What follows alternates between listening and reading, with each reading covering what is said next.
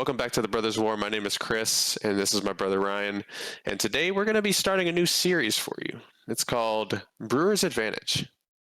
So what we're going to be doing here is we're going to be talking about some Fringe CEDH decks. We're going to go through some tournaments over the previous week or maybe previous 2 weeks. Talk about or find the spiciest list that we can highlight for the week. And then kind of do a deep dive in it, kind of talk about card choices, the combo lines, and yeah, hopefully shine some light on some of those underappreciated decks.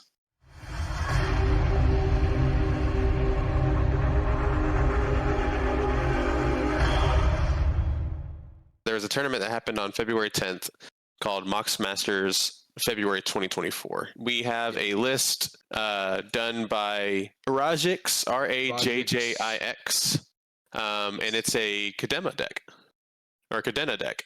So yeah, you want to kind of briefly go over this deck, Ryan? Well, first of all, I would have never guessed that a deck like this would be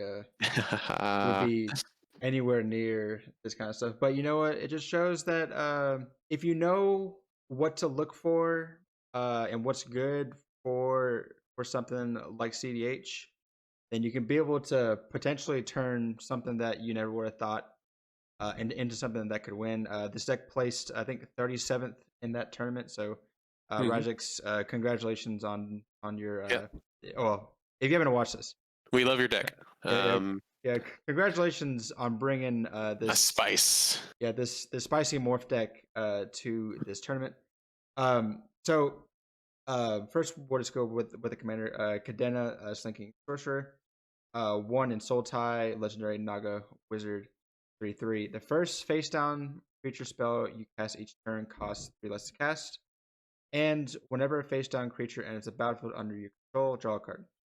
I want to mention something before we go any further, that this is a good example of something that we talked about in our last video, high power versus CDH. You actually mentioned this, Chris, that strategies that, well, I mean, honestly, Morph is probably not even high power, but like strategies that are not CDH can somewhat be in CDH if your commander is the outlet for the win, and this is a perfect example of that.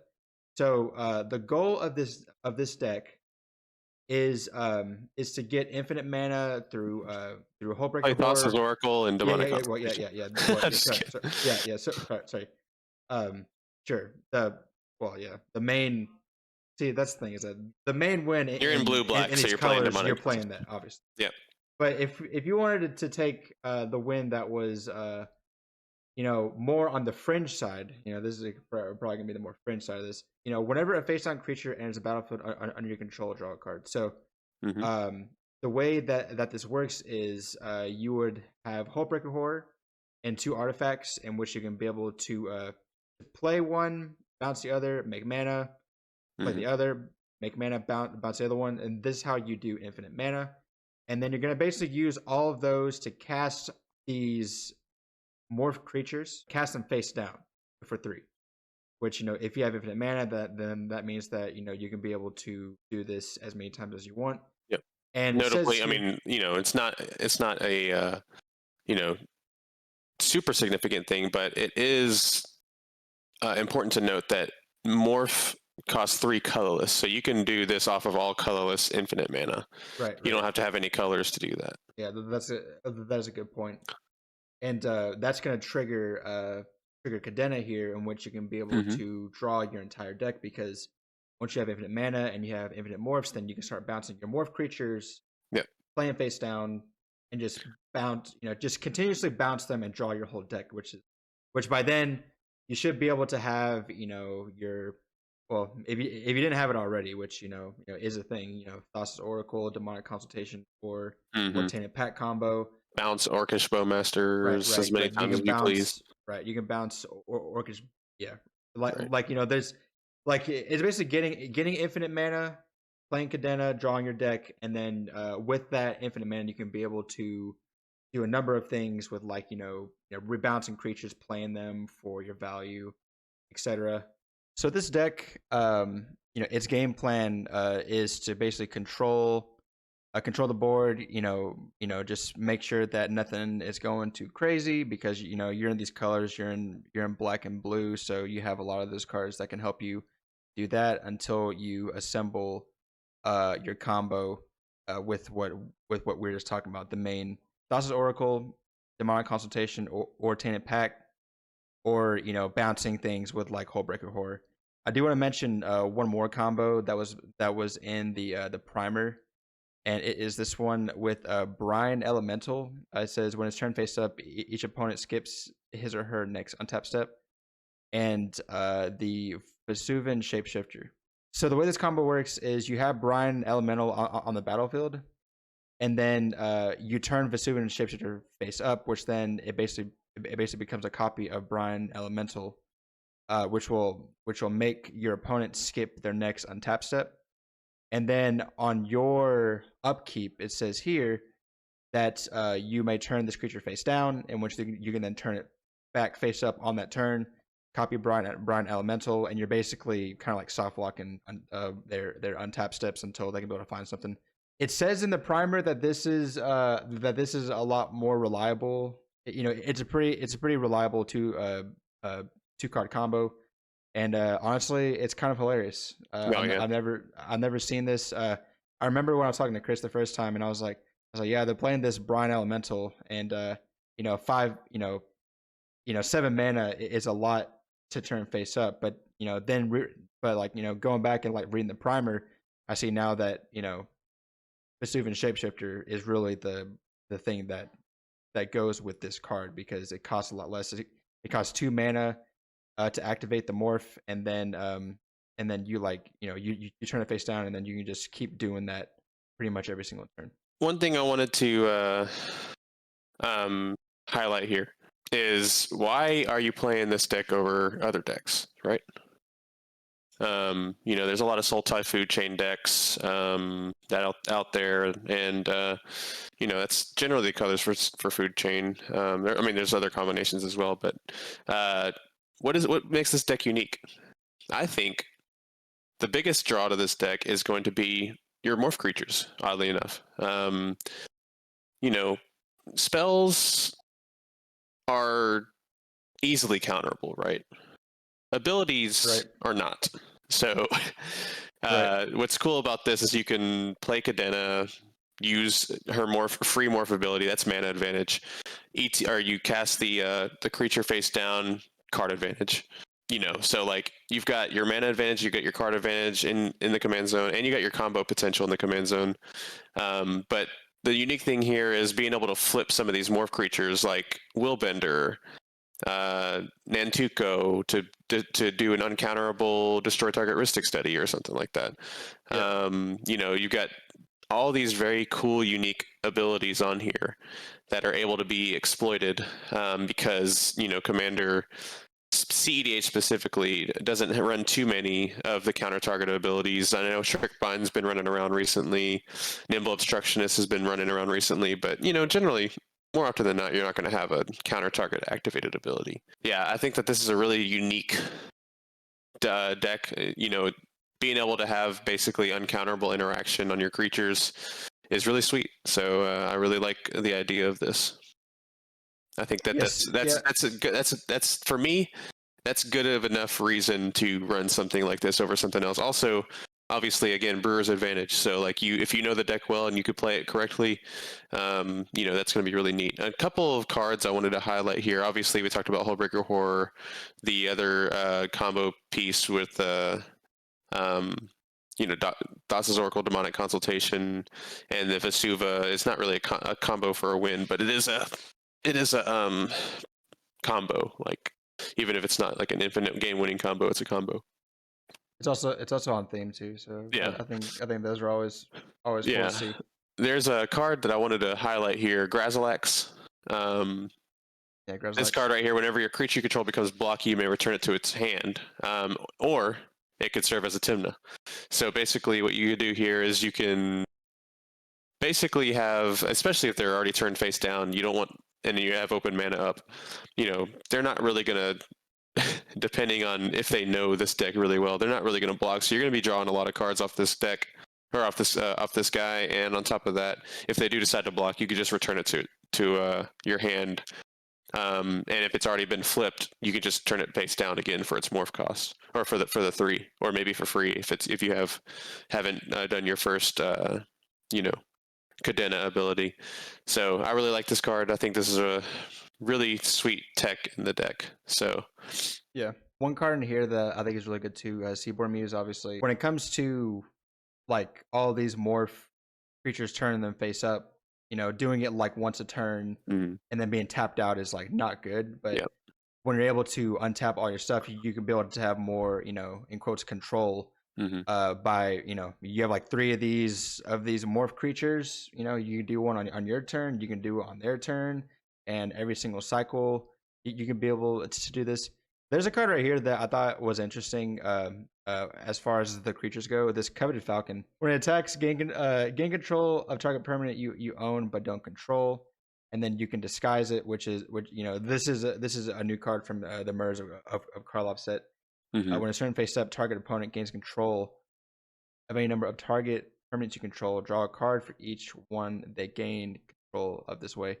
Obviously, I doubt that anyone's playing a card like this, especially at like these levels. So it's gonna be interesting to see how a card like this would perform. You have obviously your Notion Thief, which is kind of interesting.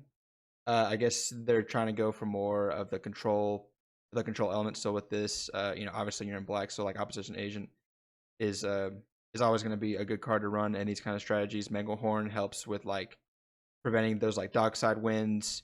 Also, an infinite mana or Hullbreaker Horror. You can destroy all artifacts. I mean, you're probably not bouncing that, but you could. Yeah. That is true. Like you're playing these control like cards. Just going through the deck some more. Obviously, your sorceries. They mentioned that ramp is like very important. So, that's why you have stuff like 3 visits, which is not a very common card in like CDH, but you're in green. I think it's so underplayed, honestly. I okay. actually don't think that it belongs in this list because you kind of want to bounce your Mana Rocks. rocks, but I do think that 3 visits is underexplored and not played enough in CDH, because I mean, especially with like Karn the Great Creator and like the Collector Oofs, like 3 visits can get you, especially in like your 5-color decks, it can get you any of your duels that you need for 2 mana. It's basically just a talisman, an arcane signet, or whatever colors you need it to be. So, yeah. Right. Yeah, it also helps to like fix you too, because it finds you a forest, which your duels can do that. Or sorry, your fetch lands can do that, but maybe they want to prioritize getting more lands because you're right, like having those like Collector Oof slash Karn the Great Creator effects might be too much. Like it might slow this deck down too much. If so maybe they wanted the land, the land portion with cards like this. Also too, Finale of Devastation is also another win con with infinite mana. So that that's this card. If you're playing green, you're more likely playing this card regardless. Standard package with your instance. You're playing the good interaction. And that's really it. Demonic Consultation, Tainted Pact, easy peasy. Censure and Sultai. You also have stuff like Abrupt Decay, which there's so many relevant targets for this, and it's uncounterable. So that's also really good.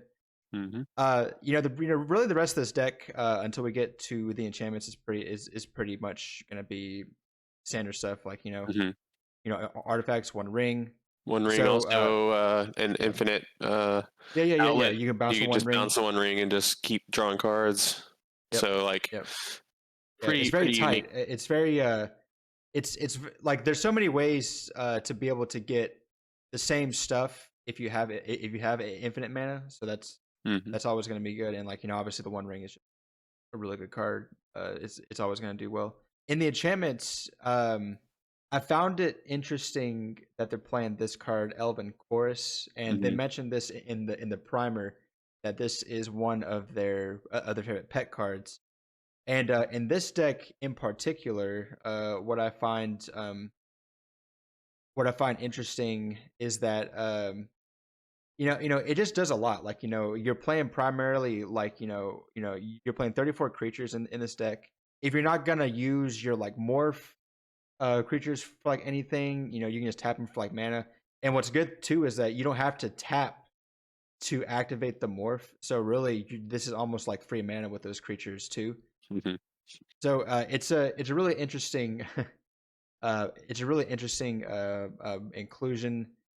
It might Yeah, be I don't know if I it like might this yeah as much yeah as say like Reality Chip. yeah it Especially with might be Reality Chip Winmore. being, yeah, I mean, if it's a pet card, I mean, sure. Yeah, it's like it's wherever you want it to be. Yeah.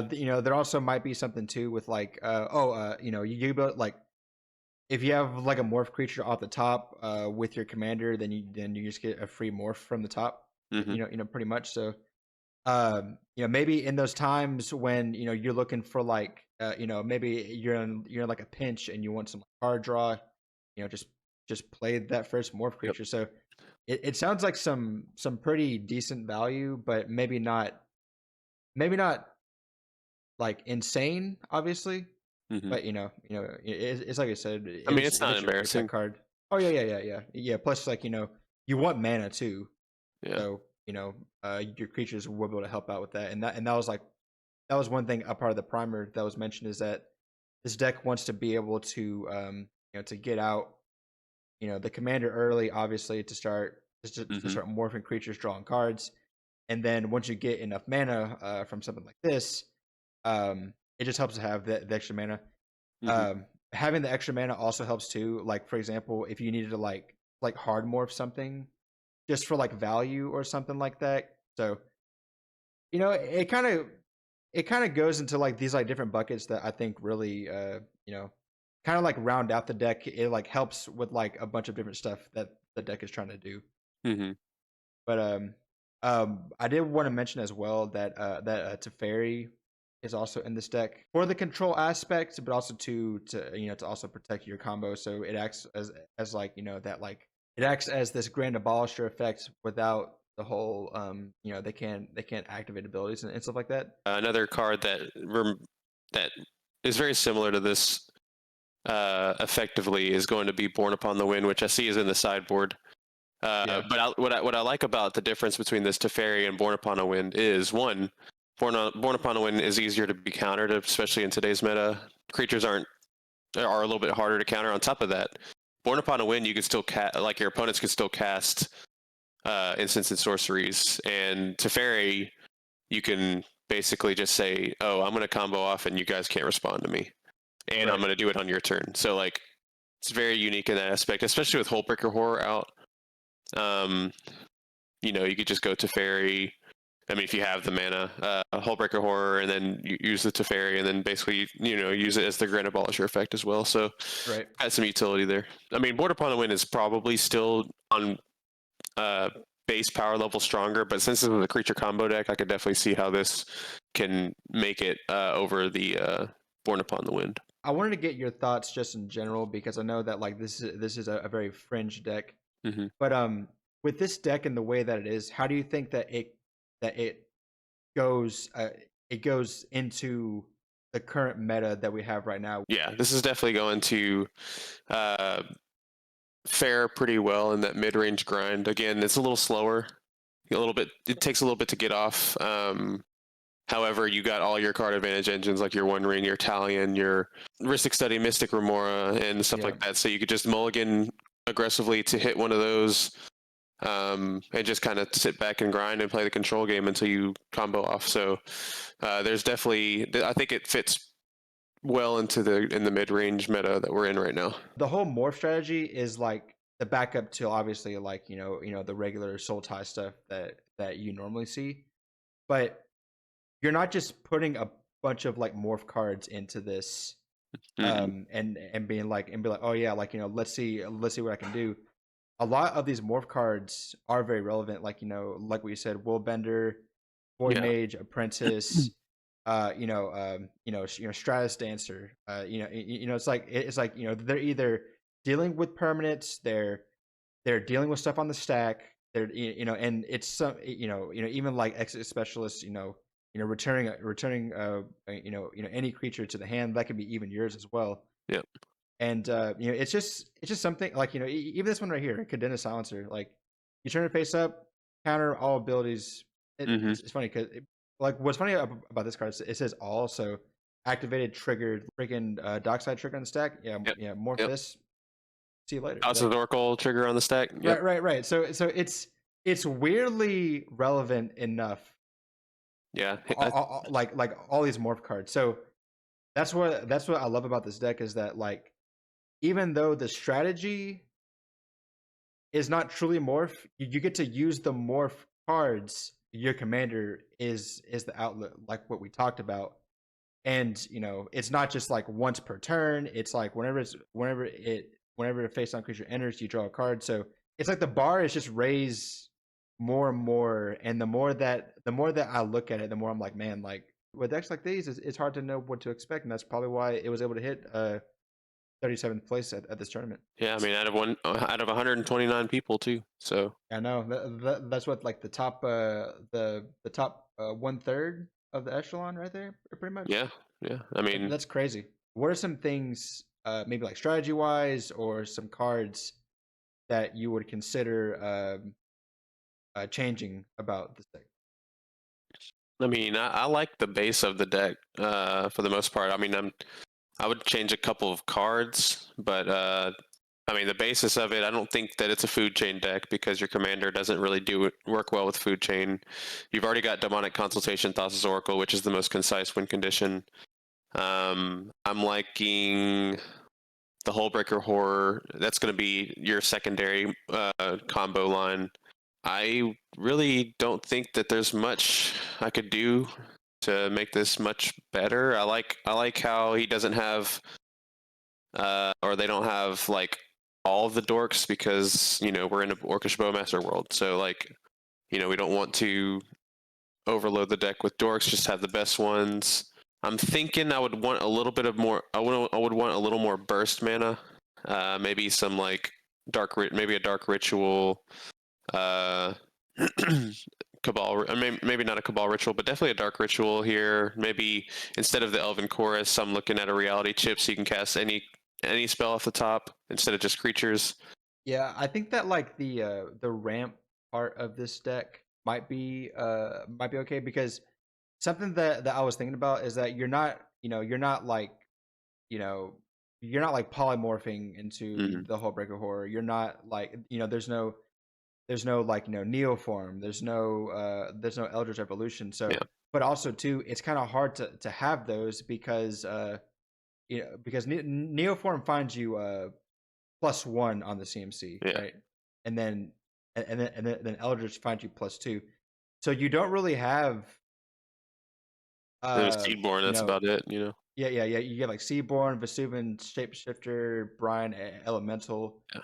So really, this deck just wants to like play these these morph creatures, and then eventually get enough mana. Which is why I think that the Elven Chorus could be very relevant, because you want to be able to cast these like big spells, but it also might not be that hard. I do like the burst mana. Yeah, I like the burst mana a lot because Right. especially helps with Hullbreaker Horror, because Hullbreaker Horror can't be counted, or it's instant speed. Dark Ritual's instant speed, so like that's actually something that I would consider as the Dark Ritual, maybe even Cabal Ritual, because if you can get 5 for the Hullbreaker Horror for 2 mana, I mean that's the 5 black you need, and then go off on your next turn.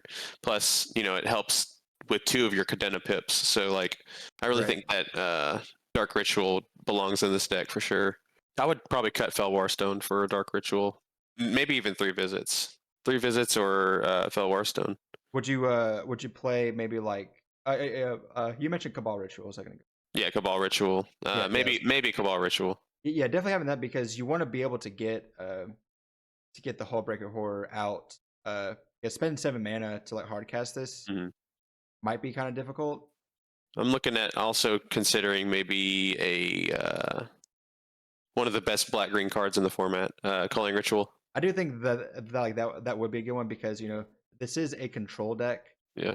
and that card, pretty much the majority of the decks all run like those mana dorks. They run, the 2 or less mana rocks. It even hits in some like niche cases, like some enchantments. It's there's just like a lot of stuff. It hits like Drain the Magistrate. Yeah. There's so many cards that card could hit, and it can make you like a ton of mana. Yeah. And more times than not, someone's gonna try to counter it because it's like, well, my game plan's about to ruin unless like there's like nothing going on. But like you don't want to really cast it unless like you have like a pretty decent amount of targets to actually let it destroy. Maybe mana drain to get extra Mana mana. drain? Yeah. That's about it. Nothing too crazy. I wouldn't drastically change the deck. Just maybe add a little bit of burst mana. Seems like it needs a little bit of oomph in that department. But other than that, I mean, everything looks fine to me. Burst mana is also Calling Ritual. I could see Calling Ritual not being in here though, because it does destroy your combo pieces with Hullbreaker Horror. So it might set you back a little more than what you think. Yeah, I think so too. It's you're playing so many creatures, and all your morph creatures are all 0 CMC as well. So it's like you're really just kind of just like shooting yourself in the foot. So yeah, that is Kadena Slinking Sorcerer CDH deck. Got 37th place at the Mox Masters 2024 in February. This previous weekend. Really cool deck. Radix, congratulations on your placing. Yep. Once again, it's just cool to see people come out with these decks and have it do something that probably no one thought that a deck like this can do, because this deck right here, or sorry, this commander, looks pretty casual. It's like oh yeah, I get a free morph, and then I get to draw a card every single turn. And but in I'm sorry. like this, did you just draw your whole deck? right. Being able to take something like this and go to this tournament, get there seventh place, congratulations. I really like this deck, and hopefully you can be able to take this into more tournaments and see what you can do. Yeah. But yeah, that's gonna do it for us here at the Brothers War. If you happen to like this discussion that we have, our new series, Brewers Advantage. Let us know in the comments. What you thought about the deck. Maybe there's stuff that maybe that we missed. You would put in here. Yeah, or stuff that we missed, or stuff that you wanted to add in there, or regarding the series in general. If there's stuff that you want us to see, because I think that the lane we really want to take with this is to talk more about the more fringe decks, the ones that the ones that are the spicy. The hot tamales, the ones that you're not going to see in the average top 16. Yeah, but I mean, still might make it. These people have the guts to bring Kadena into a top CEDH tournament and get 37th place. Like, I love the guts, the gusto of this person and all the other brewers who bring fringe decks into these tournaments, because they love to play high power, or they love to play CEDH their own way. It doesn't have to be all Timnacroms. It doesn't have to be all Kinnons. It could be Kadena.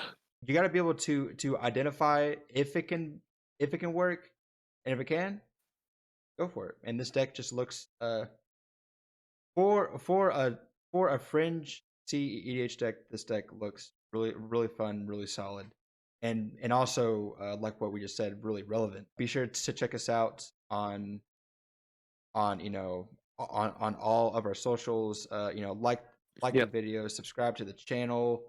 Thank you to our patrons once again. Thank you for everyone that's been joining the Discord. Y'all have been great. And let us know what you think about this series. Yeah, let us know what you think about the series. We're gonna probably be doing this once every week or every other week, just to cover some spicy brews and. Because there's always going to be spicy brews. So. Yes, and I always look for the spicy brews. Right. I've seen too many Timnacroms. I've seen too many Kinnons. I don't want to see that. I want to see what people are doing outside of that. So you might also see some of our some of our fringe decks. Maybe in the future in In the future. tournaments. Right. Yeah. You never know. Yeah. Top 16, top 32. Whatever. Top one. You never know. No, just kidding. Yeah. Chris wins the freaking tiebreaker. No, not me, Ryan. Uh, All right. Well, anyways, yeah, we hope you all have a wonderful night. We'll talk to you later.